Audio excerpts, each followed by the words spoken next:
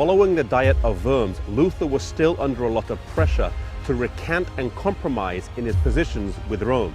He was even threatened with banishment, but he would not be moved.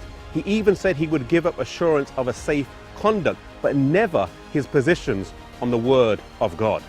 As Luther left Worms and traveled across the country, he was warmly received by the German people. But there were still many people who wanted to kill Luther, and the emperor himself said that as soon as the assurance of his safe conduct should expire, that measures should be taken to end Luther's work.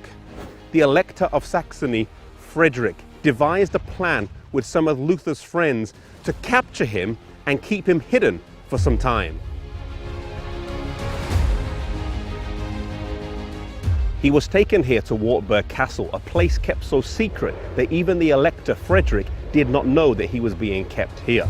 Luther's enemies rejoiced, thinking that he had been defeated, but this time for Luther would prove to be a double blessing. Not only did it withdraw him from the heat of the battle, but it also took him away from the public praise and adulation, something that can spiritually maim even the strongest of men.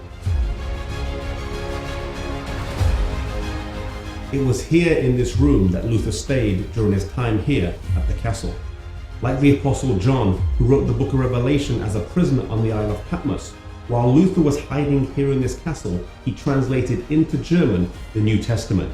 He would translate the Old Testament later, after his return to Wittenberg.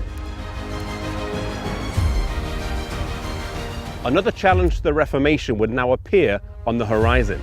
In Luther's absence, other reformers had arisen whose message was different to that of Luther, and it was drawing away a lot of people and dividing the movement. In particular, some people thought that it was acceptable to use violence as a means to abolish the mass and to rise up against the oppressors. Thomas Müntzer was a leader of this movement. This news was relayed to Luther, and he felt a deep burden for his people back in Wittenberg, as he thought of them as a shepherd thinks of their sheep.